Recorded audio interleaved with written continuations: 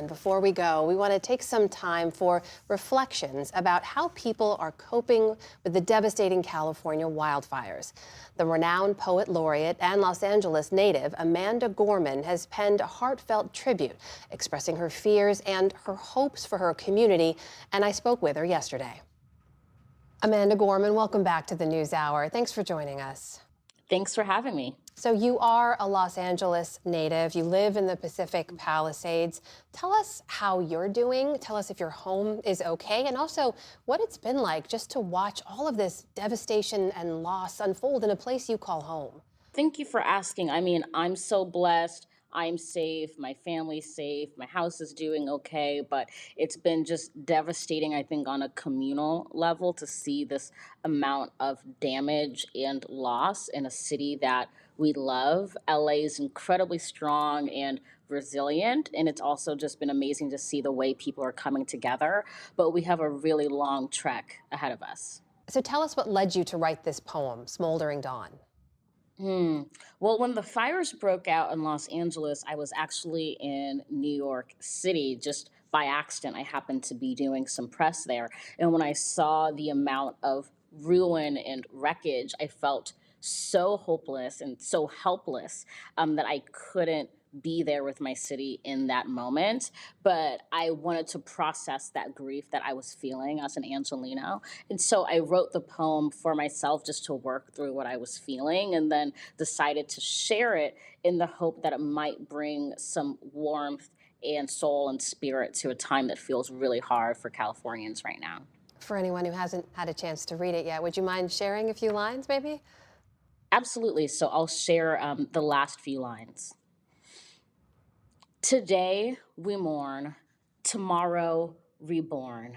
We end the burning, befriend the hurting, mend those who face the flame. We reclaim our city's name, a revelation that only this place tells. To find our angels, all we need do is look within ourselves. This clearly resonated so much with so many people. You shared it online. You shared it as a fundraiser, essentially, for the fire response. You've raised over $100,000 in aid so far. Where is that going to go? Well, I was so happy to be able to use this poem just to do my small part. And it's going to go to the California Fire Foundation, which supports firefighters and their families and people impacted by fires in California.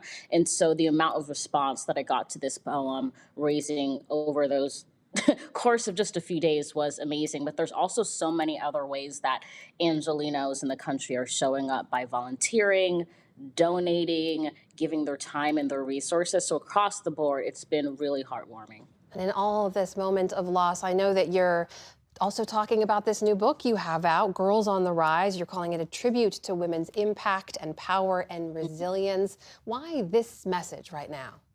I really wanted to come out with a children's book now more than ever that emphasized the importance of uplifting young girls and their allies, because I felt we're living in a time where that's incredibly necessary to make sure that young girls' voices are protected and also celebrated, because we're just seeing so many spikes in bullying and gender-based violence and all those things. And so I was curious what would happen if there was a children's book out that across gendered lines said, hey, we're all in the same boat, we're all in this together, and we're much stronger as a unit than we are separated, as it were, by gender or sex.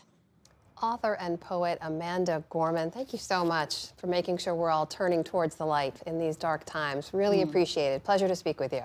Nice speaking with you too. Thank you.